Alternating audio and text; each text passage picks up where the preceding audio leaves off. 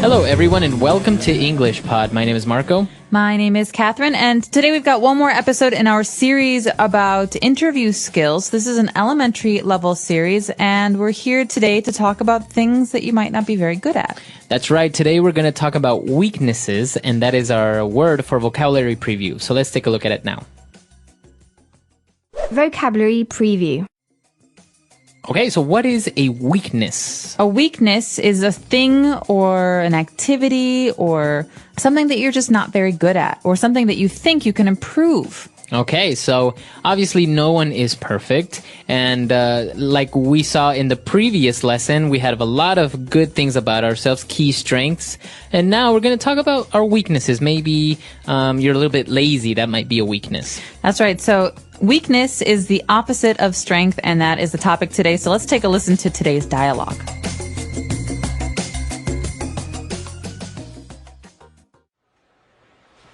Okay, Rebecca. Well, I think you've given me a clear impression of your positive qualities, but let's talk a little bit about your weaknesses. Okay, well, it's always more difficult to describe them, isn't it?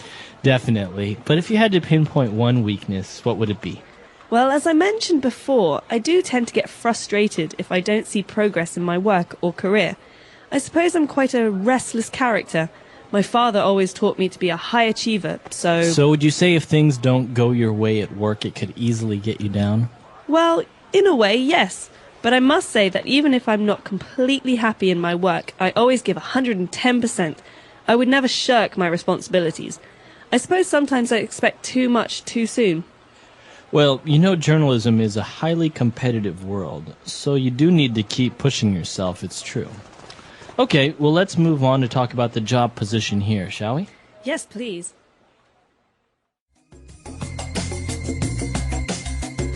All right, we're back. So obviously, Rebecca did a very good job at talking about her weaknesses in a very positive way.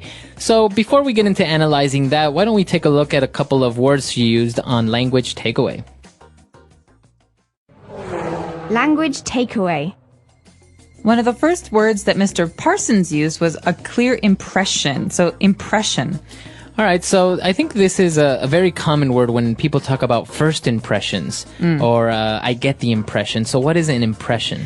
Well, an impression is like an idea or a feeling. So I can have an impression about something. It means that I don't necessarily understand it really well or I don't have experience with it, but it's an idea that I have about something. That's right. So for example, maybe you meet somebody new and you say, I get the impression that he is a liar.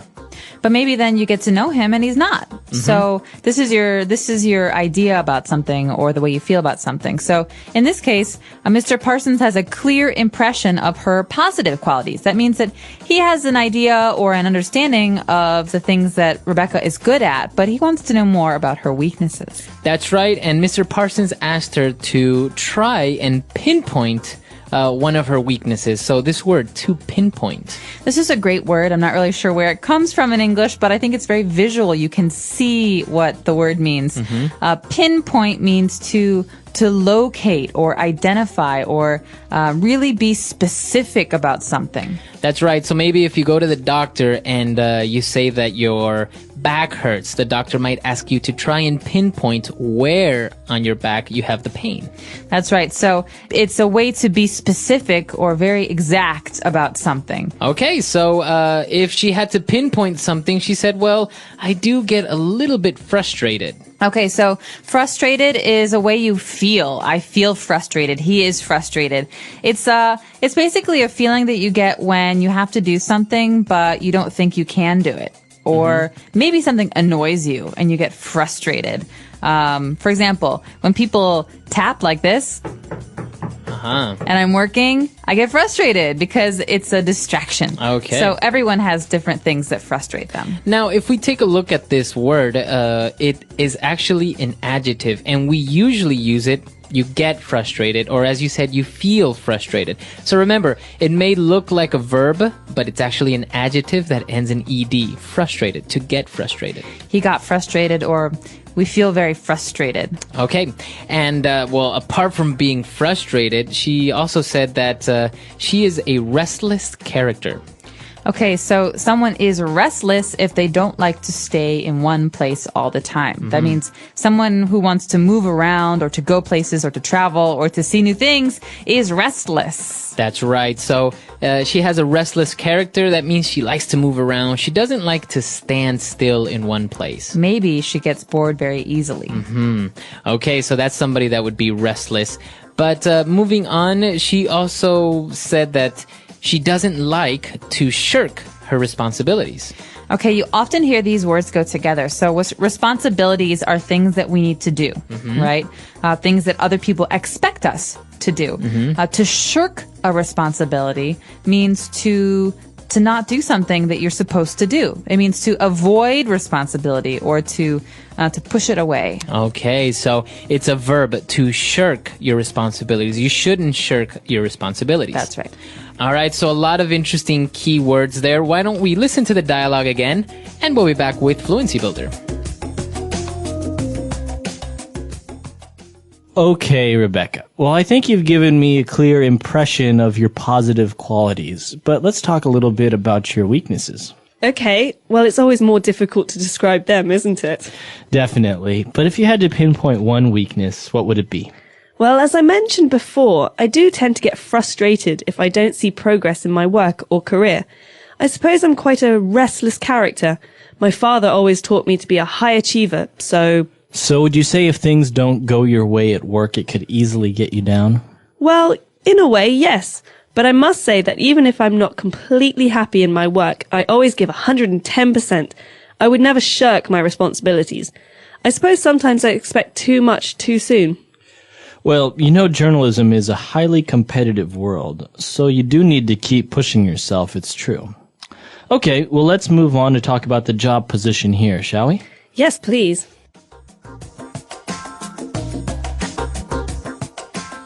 So we've picked out 3 key phrases for you on Fluency Builder. Let's take a look at those now. Starting with Mr. Parsons saying, so would you say if things don't go your way at work, it could easily get you down? 2 great phrases there. That's right. So the first phrase, if things don't go your way. So this is kind of a funny phrase when you think about it because they go your way, like to me or Right. What is my way? This basically means if things do not happen in a way that makes you happy or in a way that you expect. Okay, so we could say he lost his job, he couldn't pay his bills, things just didn't go his way. That's right. So things are not happening as he planned or as he expected. You can also say the opposite. So he won the lottery and he also met a really beautiful girl who wanted to be his girlfriend. Things were going his way. Okay, very good. So if things are going your way, it's good. If things aren't going your way, then it's bad. That's right. Okay, and so if things aren't going Rebecca's way, does that mean that it could easily get her down? Okay, so to get you down or to get someone down means to make you sad, upset, or frustrated, like that word we just heard. So you could ask someone like, Marco, what gets you down?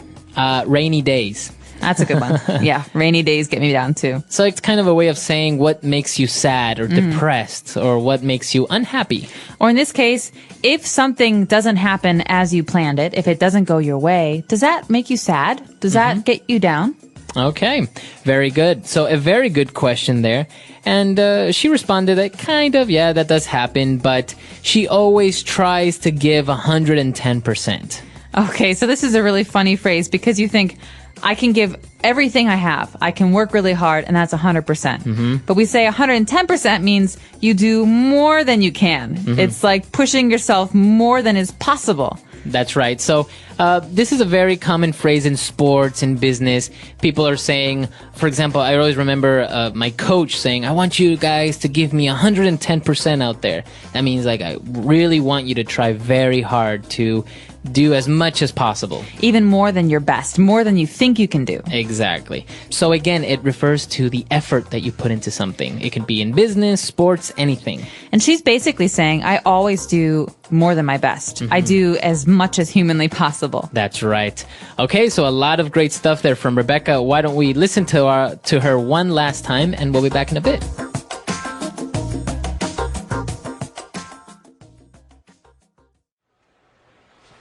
Okay, Rebecca. Well, I think you've given me a clear impression of your positive qualities, but let's talk a little bit about your weaknesses. Okay, well, it's always more difficult to describe them, isn't it? Definitely. But if you had to pinpoint one weakness, what would it be? Well, as I mentioned before, I do tend to get frustrated if I don't see progress in my work or career. I suppose I'm quite a restless character. My father always taught me to be a high achiever, so... So would you say if things don't go your way at work, it could easily get you down? Well, in a way, yes. But I must say that even if I'm not completely happy in my work, I always give 110%. I would never shirk my responsibilities. I suppose sometimes I expect too much too soon. Well, you know journalism is a highly competitive world, so you do need to keep pushing yourself, it's true. Okay, well let's move on to talk about the job position here, shall we? Yes, please.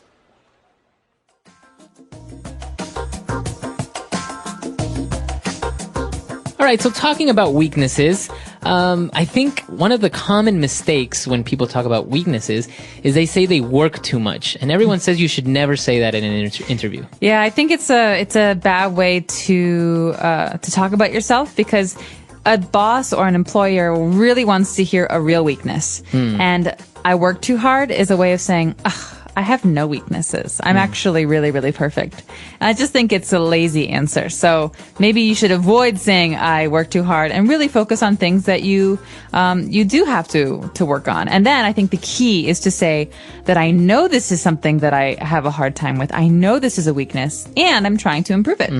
Yeah, I remember in some of the interviews I've had, I think my common answer was, sometimes I'm very late. I'm not very punctual. So, but you know, it's a real weakness, and well, it may seem like difficult, but then you give it a little spin by saying, yeah, I'm sometimes not very punctual, but then I try to make up for it, maybe staying more time at the office, or sometimes I try to wake up a little bit earlier and make it on time. I don't know, something like that. Right. So the key there is just to show that you know it's a problem and that you're trying to work on it. Yeah.